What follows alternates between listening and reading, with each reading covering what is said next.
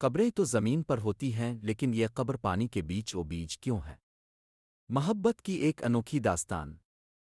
نوری جام تماچی، جن کو مائی نوری بھی کہا جاتا ہے، آخر کون تھی؟ نام کی طرح یہ کردار بھی انتہائی رومانوی ہے، جو سندھی ثقافت سے جڑا ہوا ہے، اور سندھ کے صوفی بزرگ شاہ عبداللطیف بٹائی آئرہ نے نوری کو کیا خوبصورت انداز میں بیان کیا ہے۔ وہ کہتے ہیں وہ ملاحوں میں پیدا تو ہوئی تھی مگر قسمت میں تھی اوصاف ہو رہی، سردار نے پہچان کر ہی اسے بخشا تھا اعزاز حضوری۔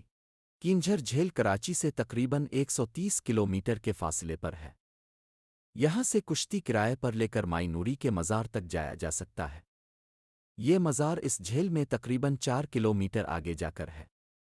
یہ ایک گول شکل کی عمارت ہے جس کے ساتھ اوپر جانے کے لیے سیڑھیاں بھی منسلک ہیں، جو زیادہ تر پانی میں ڈوبی ہوئی ہے۔ اس جھیل کے گرد مچھروں کی بستیوں کی باقیات بھی نظر آتی ہے۔ ایوب خان کے دور میں جھیل کے پانی کو بڑھایا گیا، لیکن عقیدت کے باعث اس مزار کو نہیں چھیڑا گیا۔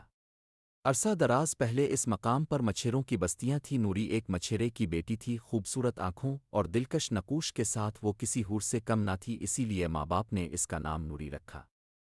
اسے جھیل کے پاس بیٹھنا اچھا لگتا تھا، اسی لیے وہ اکثر اپنے باپ کے ساتھ جھیل پر چلی جاتی۔ ایک دن وہاں کا بادشاہ جام تماچی اس بستی سے گزرا، اس کی نظر نوری پر پڑ گئی جو جھیل کے کنارے بیٹھی تھی، بس وہ اسی لمحے اس کا دیوانہ ہو گیا۔